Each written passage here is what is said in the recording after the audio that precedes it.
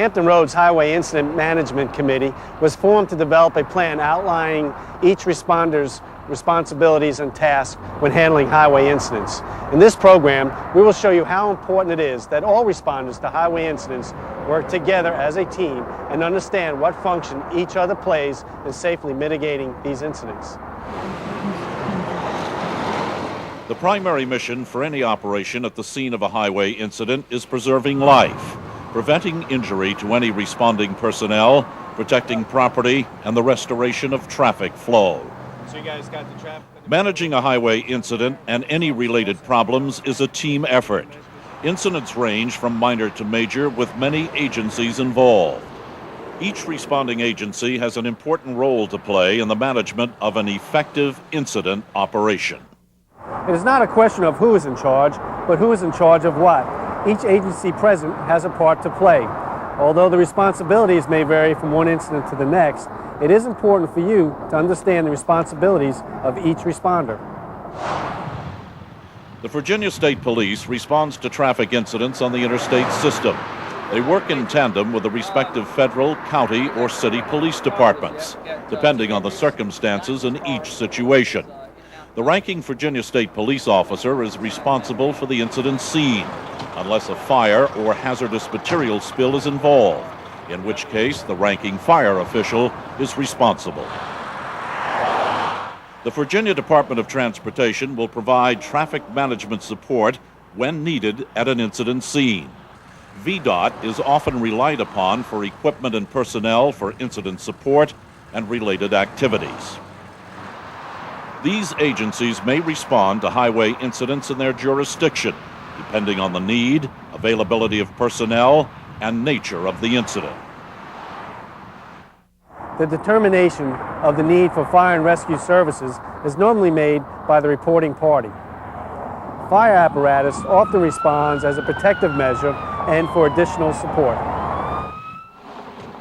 Towing and recovery will provide the necessary apparatus required for moving and/or removing disabled vehicles from the roadway. Very first one. All right. Care of the injured, protection of the public, safety of emergency responders, and clearance of traffic lanes should all be priority concerns of the incident commander operating at the scene of the highway incident. It is extremely important that all activities that block traffic lanes be concluded as quickly as possible, and that the flow of traffic be allowed to resume promptly. When traffic flow is heavy, small savings in incident scene clearance time can greatly reduce traffic backups and the probability of secondary incidents. Restoring the roadway to normal or to as near normal as soon as possible creates a safer environment for motorists and emergency responders. Additionally, it improves the public's perception of the agencies involved and reduces the time and dollar loss resulting from the incident. The purpose of this plan is to provide incident responders with a uniform guide for safe operations at incidents occurring on the highway system. It is intended to serve as a guideline for decision-making and can be modified by the incident responders as necessary to address existing incident conditions. The most common occurrence, and the one that has the greatest potential for an unfavorable outcome to personnel, are emergency operations at the scene of a vehicle accident. Each year, many significant incidents occur on roadways. Whether it is the interstate highway or a secondary road, the potential for injury or death to any responder is overwhelming.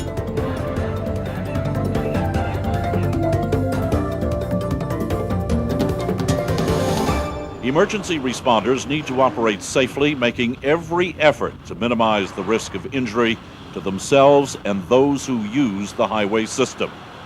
Responders operating in the emergency mode need to operate warning devices and follow the guidelines specific to their standard operating procedures. Emergency warning lights should remain operational while responding and, when necessary, while working at incidents. Apparatus headlights should be operational during all responses and incidents regardless of the time of day. Caution should be used to avoid blinding oncoming traffic while on the scene. When responding as an emergency vehicle, appropriate warning devices will be utilized in accordance with state law. Median strip crossovers marked authorized vehicles only shall be used for turning around and crossing to the other travel lanes only when emergency vehicles can complete the turn without obstructing the flow of traffic in either travel direction or all traffic movement has stopped. Under no circumstances shall crossovers be utilized for routine, non-emergency changes in travel direction. Use of U-turn access points in Jersey barriers on limited access highways is extremely hazardous and shall be utilized only when the situation is necessary for immediate life-saving measures.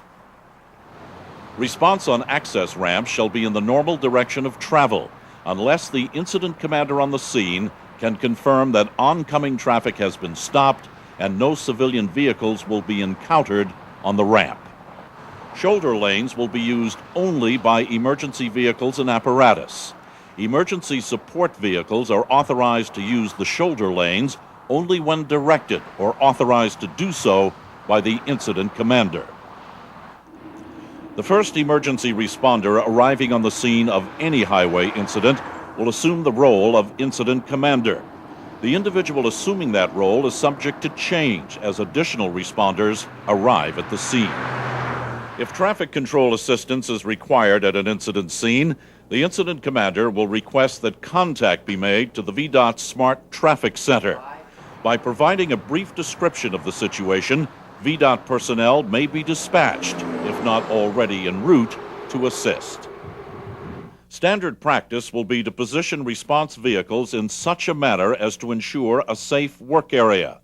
This may be difficult to accomplish at incidents on secondary and one-lane roads. Position emergency response vehicles in such a manner as to provide the safest area possible. Providing a safe incident scene for emergency responders is a priority. However, consideration must be given to keeping as many traffic lanes open as possible. The exception would be for those vehicles needed in the operation and those used as a shield for the incident scene. Other response vehicles should be parked together in a staging area. As a matter of routine, the parking of response vehicles should be on one side of the roadway. Parking should be on either the shoulder or median area, if one exists, but not both. Parking response vehicles completely out of available travel lanes greatly assists in the movement of traffic. If not needed to illuminate the scene, drivers should remember to turn vehicle headlights off when parked at incidents. Recovery personnel are to report to the incident commander, who will then direct them to a safe or staging area. The proper spotting and placement of emergency apparatus is the joint responsibility of the driver and incident commander. The proper positioning of emergency response vehicles at the scene of an incident assures other responding resources of easy access, a safe working area, and helps to contribute to an effective overall operation. The safety of everyone on the scene is foremost while they're operating both in emergency and non-emergency situations. An incident safety zone shall be established, allowing fire and rescue units to position in close proximity of the incident. The responding fire apparatus should be placed back some distance from the incident, making use of it as a safety shield blocking only those travel lanes necessary. In the event that a motorist enters the incident safety zone, the fire apparatus will act as a barrier, and in the unlikely event that the fire apparatus is moved upon impact, it will travel away from the incident safety zone. Before exiting any emergency response vehicle at an incident, personnel should check to ensure that traffic has stopped to avoid the possibility of being struck by a passing vehicle. Personnel should remember to look down to ensure that debris on the roadway will not become an obstacle, resulting in a personal injury. All members shall be in appropriate clothing or traffic vests as the situation indicates. As soon as possible, the initial responding unit should position traffic control devices, which assist in channeling traffic away from the incident. Traffic control devices shall be used whenever responding vehicles are parked on or near any road surface. Placement of traffic control devices shall begin closest to the incident, working toward oncoming traffic. Taking into consideration the possibility of hazardous materials, traffic control devices shall be placed diagonally across the roadway and around the incident. This will assist in establishing an incident safety zone. When placing traffic control devices, care should be exercised to avoid being struck by oncoming traffic. The speed of traffic and travel distance must be considered when establishing an incident safety zone. This chart provides an example of how traffic control devices are to be placed. When channeling traffic around an incident, traffic control devices should also be used in front of the incident if both the devices and the manpower are available. It is possible to channel traffic around a curve, hill, or ramp, provided the first device is placed such that the oncoming driver is made aware of imminent danger. Glare vision and recovery is the amount of time required to recover from the effects of glare once a light source passes through the eye. It takes at least 6 seconds going from light to dark and 3 seconds from dark to light for vision to recover. At 50 miles per hour, the distance traveled during a second is approximately 75 feet. In 6 seconds, the vehicle has traveled 450 feet before the driver has fully regained night vision. This is extremely important to remember when operating on roadways at night. The headlights on stopped vehicles can temporarily blind motorists that are approaching an incident scene. Drivers of oncoming vehicles will experience the problem of glare recovery. This essentially means individuals are driving by the emergency scene blind. The wearing of protective clothing and/or traffic vests will not help this blinded motorist see emergency responders standing in the roadway. Studies show that at 2.5 car lengths away from a vehicle with its headlights on, the opposing driver is completely blinded. Low-beam headlights can be used to light an emergency scene using care as to light only the immediate area.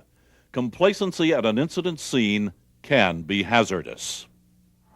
When outside of a vehicle on a major roadway, both civilian and emergency responders are in an extremely dangerous environment. Therefore, it is imperative to take every precaution to protect all responders and those involved at incident scenes.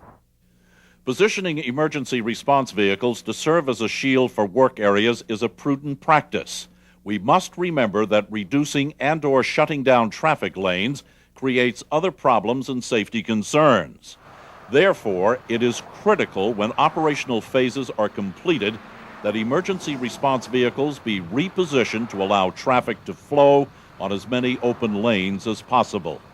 Remember that unnecessarily closing or keeping traffic lanes closed greatly increases the risk of a secondary incident occurring in the resulting traffic backup.